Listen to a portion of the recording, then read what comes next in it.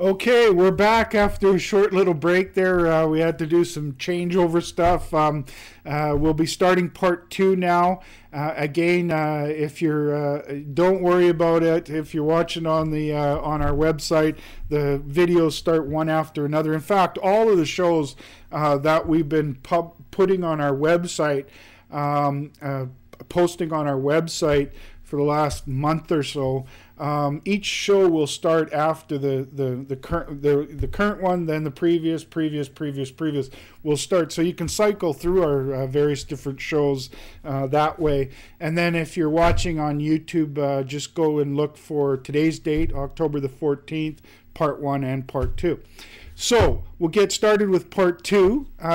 Here on part 2, I'm just going to bring up a couple websites here. Got to close one down. The second company, or the company we're going to talk about now, is a company called Aurizon Mines. On the disclosure, we're not shareholders of the company.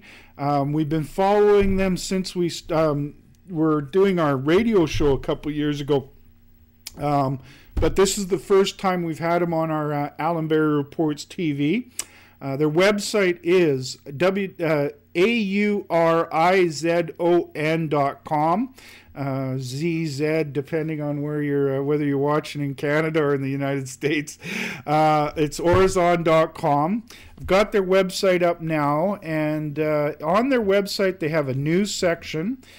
In the news section, we'd be looking for the 2010 news releases. And the one that we're going to talk about today is on September the 27th, 2010. The headline from that news release is, "Infill drilling confirms continuity of the high-grade mineralization of the 123 zone at the Casa Berardi mine." They reported further results from infill drilling of the 123 zone from the exploration drift on the 810-meter level at its Casa Berardi mine in northwestern Quebec. They talk about some of the focus of the drilling. For example, they give you some of the drill hole intersections. One of those holes had a 10 grams of gold per ton over 35 meters. In hole CPB 0194, and 9.1 grams of gold per ton over 27.3 meters. They noted that these results indicate that there is a high-grade core within the 123 zone extending over a strike distance in the order of 200 meters vertically by 50 meters horizontally and having an approximate thickness of 25 meters. They also have some details on there about the minerals resource of 714,000 tons at a grade of 9.4 grams or 216,000 ounces, and now it's growing with this recent drilling. There's a quote from Gilles Carrier. I hope I said that properly. He's the principal exploration geologist, and he stated, and I quote, "The continuity and thickness and grade of the mineralization in the 123 zone confirms the potential to extend the mineralization at depth and to find more mineralization along strike of this structure," end quote. Then they have an outlook. Underground drilling will continue with 2 rigs from the 810-meter exploration drift to define the down dip extension of the zone. The 123 zone remains open to depth and along strike to the east. However, step-out drilling is limited due to the orientation of the mineralization relative to the drill bases at the 810-meter exploration drift. 2 drill rigs will primarily perform infill drilling of the 123 zone in order to upgrade the resources identified in this campaign. They mentioned they have some more details and some links there that you can check in the press release. And so that's a wrap on the chat or the details in the press release. Some of the reasons that we follow Aurizon is they're a gold producing company. They're focused on gold. They're in Quebec, one of the best jurisdictions in the world to be mining gold or exploring for gold or developing gold mines. They have a good portfolio of exploration potential and potential for growth from their gold mining operations. And so those are some of the key reasons we follow the company. Again, if you want to do your own homework, Aurizon.com, that's Aurizon.com, and that's their website and a great place for you to start doing your own homework on Aurizon. So that's a wrap on our chat regarding Aurizon. Before I get started with the next company, I just want to see how I'm doing for time. And we're doing great for time here. So the next company we're going to talk about, I'll just bring up their website, is Osisko Mining. Before we get started, want to do the disclosure. Osisko Mining we're not shareholders of. They are a featured company in the Allan Reports email newsletter. We started coverage of them on December the 18th, 2008. Which was our 21st edition. Again, if you go to the just above me on the website here, there is a link, there's it's called Reports, and that will you can find that 21st edition in there. If you want to print it off, you can read it online, or if you want to print it off, you can acquire. There's a Word file on there that you can pick up.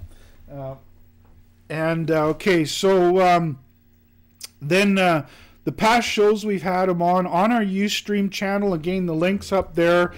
Just that little U icon, just click on that. It'll take you to our Ustream channel.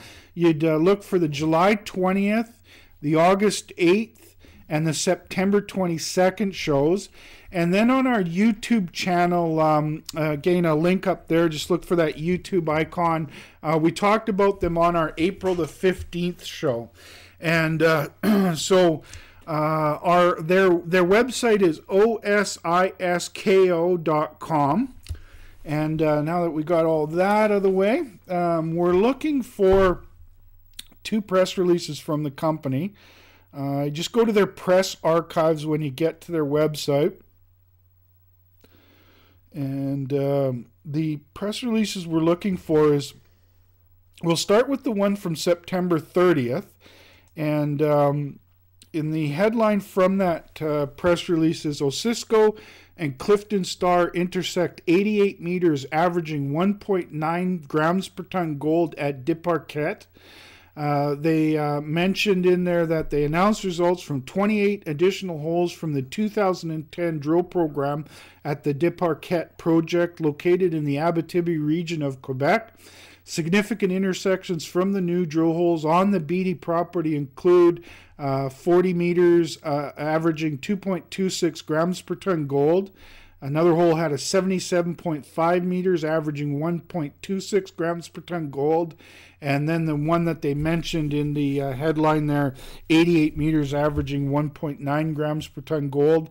Then they have a table with all the holes from this recent announcement. They have some details excuse me, about the drilling and what it was focused on.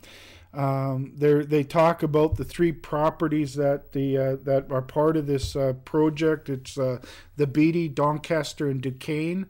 We've actually we started following these projects through Clifton Star a couple years back when we were doing our online radio show, and we really liked the drill results there. And then Osisko got involved by getting an option agreement together to earn a 50% interest in this project.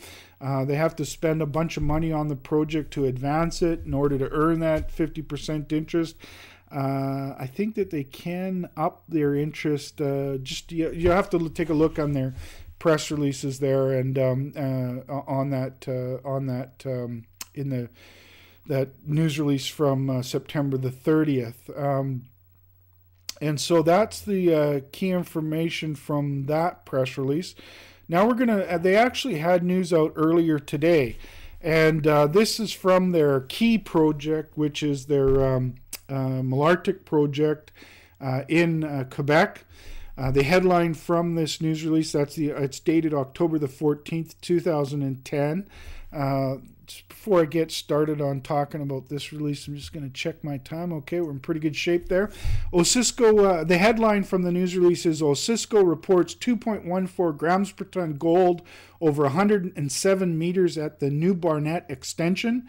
They go on that they announced results from the 2010 definition drill program on the Barnett extension located on Osisko's 100% owned Canadian Malartic property, contiguous to the east end of the current in-pit reserves of the Canadian Malartic and Barnett deposits. The 80-hole, 18,000-meter definition drilling program presently being executed along 25-meter spaced sections was started in the spring of 2010 following encouraging preliminary results obtained in 2009. Then they have some highlights from the drill holes, talking about some of the high-grade or some of the very promising intersections of this open pit target. And for an open pit target, they have very promising grades. And so then they go on. Later in the press release, there's a quote from Sean Rusin, who's the president and CEO of Osisko, who commented, and I quote, "The positive results from the new Barnett extension drilling, in addition to what Osisko and Golden Valley Mines have already reported from the Jeffrey Zone, located 1 kilometer further to the east, suggests there is excellent potential to discover new, higher-grade ore on the Canadian Malartic project. These deposits will almost certainly provide future feed and thereby extend the life of the milling complex," end quote. So that's all the key information from the press release. Some of the reasons that we like Osisko, we've been following them for a long time. They've been a very successful pick for us. What really got us keyed up about the company a couple years back was their drilling of this, at that time, a new discovery, the South Barnett. Since then, they've drilled it very aggressively. It's got a substantial resource on it. It's in close proximity to their main zone, and it looks like those two are going to come together into one big operation.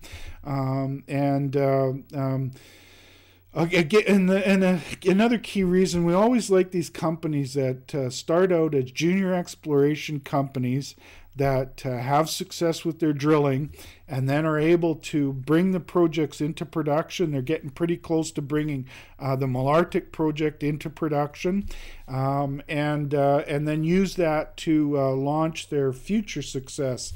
That's how a lot of mining companies started out. Goldcorp, for example, is one company that started out in that fashion, and then Osisko also has a very strong portfolio of exploration and advanced development projects that they're moving on at the same time as they're moving on the construction of their mine facility. So they're really hitting on all cylinders. We like Osisko a lot.